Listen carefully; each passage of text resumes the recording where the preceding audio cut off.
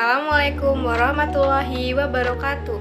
Kami dari kelompok 12 yang beranggotakan saya Anissa Yuliana Sapitri, NPM 1903011021 sebagai pemateri 1, Muhammad Adi Wahyudin 1903011085 sebagai pemateri kedua, Ilham Alfi Ma'ruf 1903011056 sebagai pemateri ketiga, dan Sally Dwi Septiana 1903012049 sebagai pemateri keempat.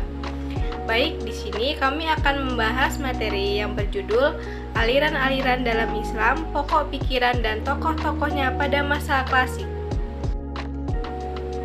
Saya Anissa Yuliana Sapitri yang akan menjelaskan materi yang pertama, yaitu aliran-aliran dalam Islam. Pada zaman Nabi, umat Islam masih bersatu dan utuh. Dalam memahami Al-Quran dan hadis, umat Islam tidak pernah menghadapi masalah-masalah yang berarti. Karena masalah-masalah yang berkaitan dengan Al-Quran dan hadis bisa ditanyakan langsung kepada Rasulullah. Pertentangan-pertentangan antar suku atau antar kelompok bisa diselesaikan dan didamaikan oleh Rasulullah. Kondisi ini berlangsung sampai masa kekhalifahan Abu Bakar dan Umar. Pada periode kepemimpinan Utsman bin Affan, integritas umat Islam mulai terganggu. Puncaknya pada masa kekhalifahan Ali bin Abi Thalib, umat Islam menghadapi perpecahan. Sejak itulah maka lahir berbagai kelompok-kelompok aliran, yaitu sebagai berikut. Yang pertama yaitu kelompok Khawarij.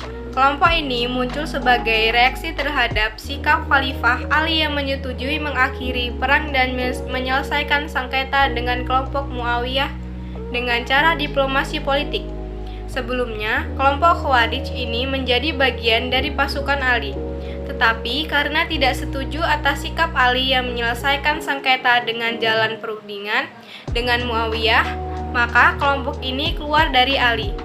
Karena keluar dari Ali, maka dikatakan Khawarij dari kata khoroja artinya keluar, tentang perang antar Khalifah Ali dengan Muawiyah sebagai gubernur Damaskus disebabkan karena kelompok Bani Umayyah pimpinan Muawiyah menuduh Khalifah Ali terlibat dalam pembunuhan Khalifah sebelumnya yaitu Utsman bin Affan.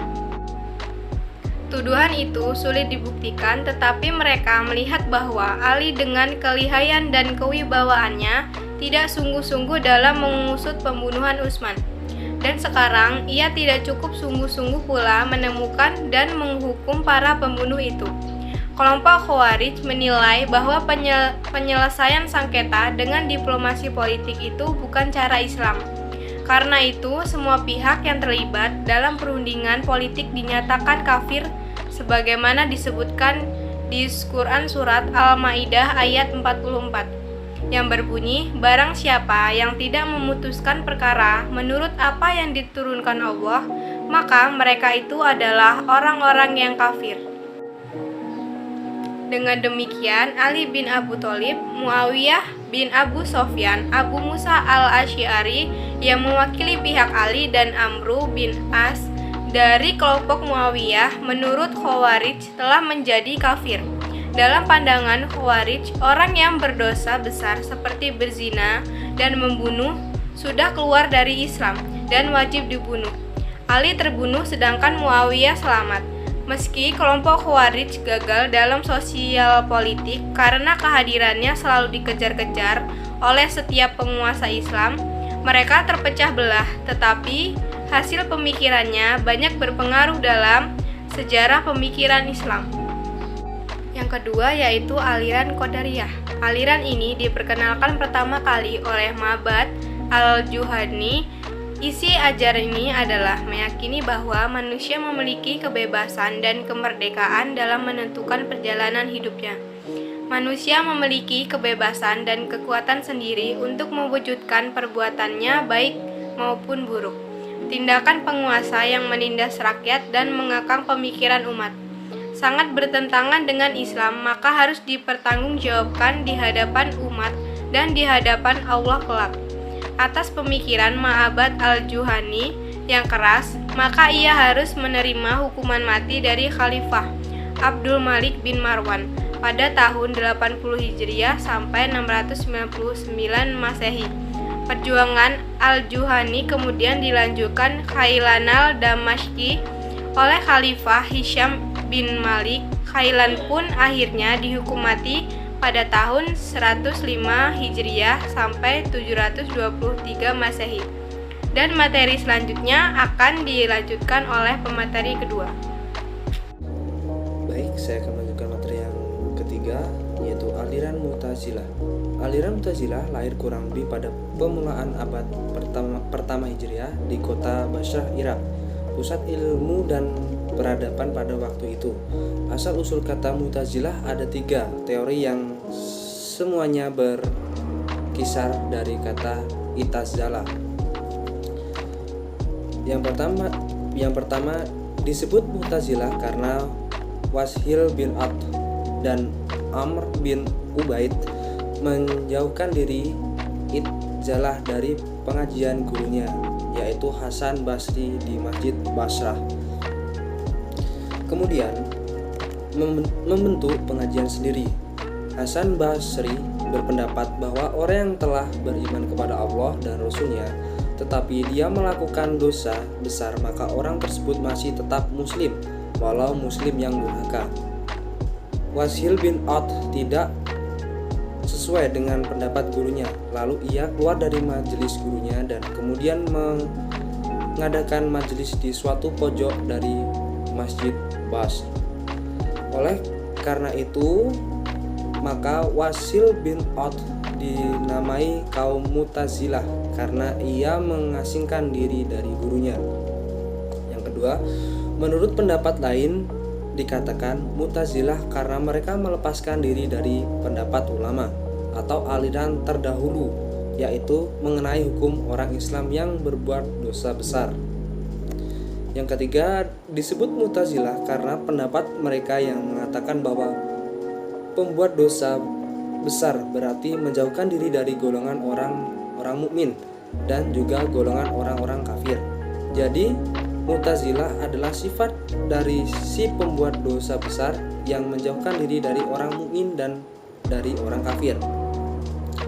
Mu'tazilah memiliki ajaran dasar yang selalu dipegang teguh, yaitu yang pertama A. Keesaan atau tauhid, keadilan al-adlu. B. Janji dan ancaman al-wa'du wala iddu. C. Tempat di antara dua tempat al-mazilatu binal mazilatin. D. Memerintahkan kebaikan dan melarang keburukan amar ma'ruf nahi munkar. Kelima prinsip tersebut merupakan dasar utama yang harus dipegang oleh setiap orang yang mengaku dirinya sebagai orang Mu'tazilah, dan hal ini sudah menjadi kesepakatan mereka. Akan tetapi mereka berbeda pendapat dalam soal kecil tentang filsafat. Mu'tazilah tidak menjadikan tujuan utama melainkan sebagai alat untuk menolak serangan lawannya. Namun dengan filsafat mereka memasuki babak baru dalam sejarah mereka, karena filsafat telah menjadikan revolusi pikiran dalam kehidupan mereka. Mereka menjunjung tinggi filosofi Yunani dan menempatkan hampir setingkat dengan Nabi. Aliran Mu'tazilah sedikit demi sedikit menjadi jauh dari tujuan yang bersifat agama nurani dan mulai mengesampingkan persoalan-persoalan kepercayaan dan ketuhanan. Agama mengatakan bahwa alam semesta ini baru dan diadakan oleh Tuhan dari tiada, sedangkan filsafat mengatakan alam semesta ini qadim, yaitu selalu ada dan tidak mungkin suatu terjadi dari tiada. Mu'tazilah berusaha menyatukan dua hal yang berlawanan.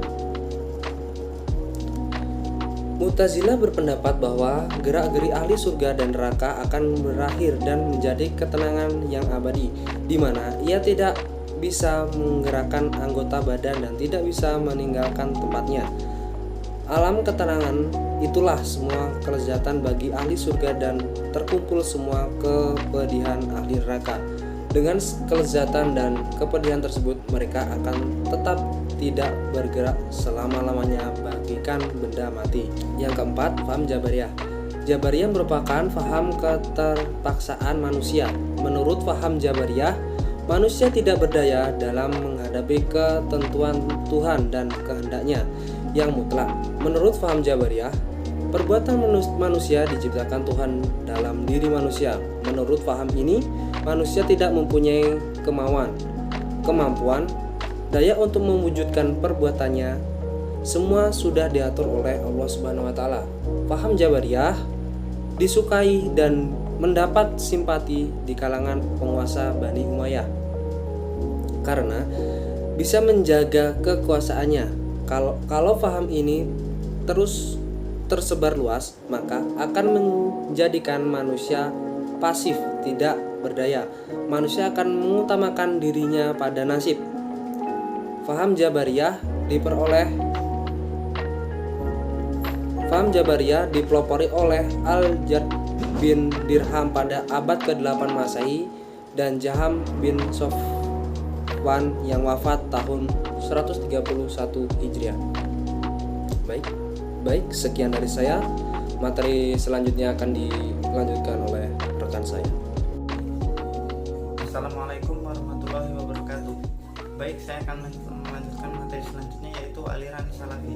Aliran Salafi banyak diikuti orang-orang Hambali pada abad ke-14 Hijriah yang mengikuti pendapat Imam Ahmad bin Hanbal yang cenderung mempertahankan ulama salaf. Maka aliran ini dinamakan aliran Salafi pada abad ke-7 Hijriah. Aliran ini jadi kuat dengan munculnya Ibnu Taimiyah di Syria pada 661 sampai 728 Hijriah. Pada abad ke-12, aliran Salafi berkembang di Saudi Arabia oleh Syekh Muhammad bin Abdul Wahab yang mendapatkan disebut dengan Wahabi. Pemikiran Salafi hanya percaya pada akidah-akidah dan dalil-dalil yang ditujukan oleh Nas, karena Nas disebut adalah wahyu yang diturunkan oleh Allah Subhanahu wa taala kepada Nabi Muhammad. Aliran Salafi tidak percaya kepada logika rasional. Jadi jalan untuk mengetahui akidah-akidah dan hukum-hukum Islam serta segala sesuatu yang berkenaan dengan itu tidak lain sumbernya dari Al-Quran dan hadis. Sebagai penjelas ketetapan yang harus diterima, tidak boleh ditolak. Akal pemikiran tidak mempunyai kekuatan untuk terwakilnya Al-Quran dan menafsirkan atau menguranginya, kecuali dalam batasan-batasan yang diizinkan, dan hadis mendustakan ketentuan pemikiran, hanya membenarkan dan tunduk kepada nas. Jadi fungsi pemikiran hanya menjadi saksi pembenar, bukan menjadi hakim yang mengadili dan menolaknya. Aliran Asy'ariyah. Aliran Asy'ariyah didirikan oleh Abu Hasan Ali bin Ismail al-Asy'ari. Lahir di Basrah tahun 260 Hijriah dan wafat tahun 324 Hijriah. Putra dari Abu Musa al-Asy'ari. Masa kecil al-Asy'ari belajar dengan tokoh Mu'tazilah terkenal yaitu Abu Ali al-Jubai untuk mempelajari ajaran Mu'tazilah. Aliran Mu'tazilah dianut al-Asy'ari sampai usia 40 tahun. Menurut satu riwayat, ketika menginjak umur 40 tahun, ia mengasingkan diri dari orang banyak. 15 hari ia mengurungkan diri di rumah sambil merenung untuk menyatakan sikapnya bahwa ia keluar dari Mu'tazilah. Ia sampaikan di masjid besar Basrah di depan banyak orang. Sebagai orang yang punya pengalaman banyak dalam menyebarkan aliran Mu'tazilah, maka sulit baginya untuk menjauhkan diri dari penggunaan akal. Akan tetapi dia juga menentang terhadap sikap yang mendewa-dewakan dan melebih-lebihkan akal pikiran sebagaimana Mu'tazilah.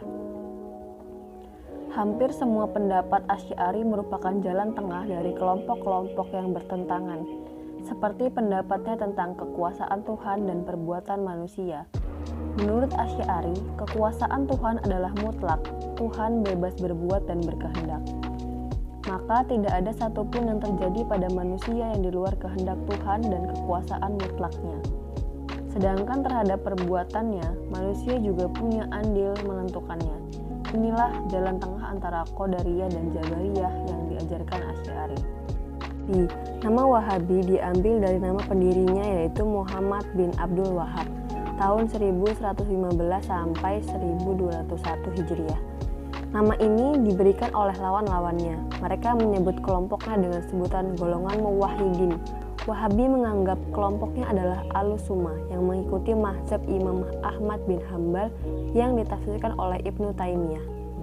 Pemikiran Wahabi yang paling mencolok adalah bidang tauhid dan bidang ibadah, yaitu A. Menyembah kepada selain Tuhan adalah salah dan siapa yang berbuat demikian maka ia dibunuh. B. Orang mencari ampunan Tuhan dengan mengunjungi makam-makam orang soleh, termasuk golongan orang-orang musyrikin. C. Termasuk perbuatan musyrik memberikan pengantar kata dalam sholat terhadap nama nabi-nabi atau wali atau malaikat. D. Termasuk kufur memberikan suatu ilmu yang tidak didasarkan atas Al-Quran dan Sunnah atau ilmu yang bersumber kepada akal pikiran semata. E. Termasuk kufur juga mengingkari qadar dalam semua perbuatan dan penafsiran Quran dengan jalan takwil. F. Dilarang memakai buah tasbih dan dalam mengucapkan nama Tuhan dan doa-doa, cukup dengan menghitung ketara jari. G. Sumber syariat Islam adalah halal dan haramnya Al-Quran semata-mata dan sumber lain sesudahnya ialah sunnah Rasul. Perkataan ulama mutakalimin dan fuqaha tentang halal dan haram tidak menjadi pegangan selama tidak didasarkan atas kedua sumber tersebut. H. Pintu ijtihad tetap terbuka dan siapapun boleh melakukan ijtihad asal sudah memenuhi syarat-syaratnya. Hal yang dianggap bid'ah harus diberantas adalah wanita mengiring jenazah, mengadakan kholakol zikir, bahkan mereka merampas buku-buku yang berisikan tawasul seperti Dairul Khairat, merokok, minum kopi, memakai pakaian sutra bagi pria, bergambar, memakai cincin emas bagi pria dan sebagainya. Baik, itu tadi penjelasan materi dari kelompok 12 yang berjudul Aliran-aliran dalam Islam, pokok pikiran dan tokoh-tokohnya pada masa klasik. Kurang lebihnya saya mohon maaf dan kepada Allah saya mohon ampun. Wassalamualaikum warahmatullahi wabarakatuh.